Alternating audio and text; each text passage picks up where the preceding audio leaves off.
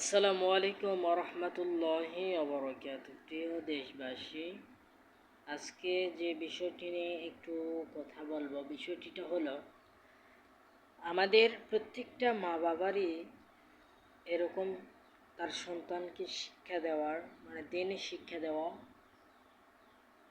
প্রয়োজন। কারণ কি, সন্তানদেরকে দিনের শিক্ষা, কোরআনুল কারীমের শিক্ষা, এগুলো শিক্ষা যদি না দেওয়া হয় সেক্ষেত্রে তারা জানাজা পর্যন্ত করতে পারবে না।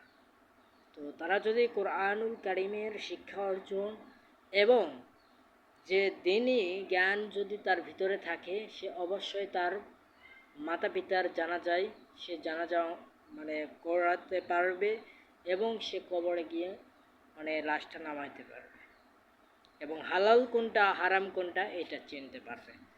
তো সব কথার মূল কথা হচ্ছে, আমি ভিডিওটিতে দেখলাম যে অ্যাডলফ খান এনে হিজড়া না প্রতিবন্ধী না কোন মেয়ে না ছেলে কিছু বোঝাও যায় না, ঠিক আছে, কিছু বোঝাই যায় না একেবারে। তো এই ব্যাটা জানাজার সময়, তো জানাজার শেষের দিকে ইমাম সাহেব সালাম ফিরাইছে। তো সালাম ফেরানোর পরে তো এদিকে পিছনে মুসল্লিরাও সালাম ফিরাইছে।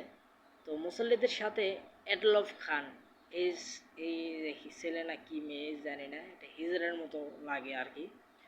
তো এই ব্যক্তিটা এরকম সালামও পর্যন্ত ফিরাতে জানে না। তো তার বাবা কি কেমন ছেলে দুনিয়ায় রেখে গেলেন, একটাবার চিন্তা করে দেখেন। তার বাবার জানাজার সালামটা পর্যন্ত শুদ্ধভাবে ফেরাইতে পারল না।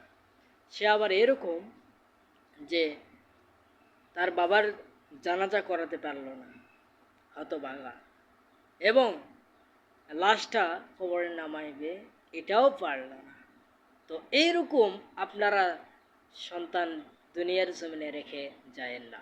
আপনারা সন্তান রেখে যাবেন যাতে করে, এমন সন্তান রেখে যাবেন যাতে করে আপনারা কবর গিয়েও শান্তিতে থাকতে পারেন এবং আপনি যেন একটা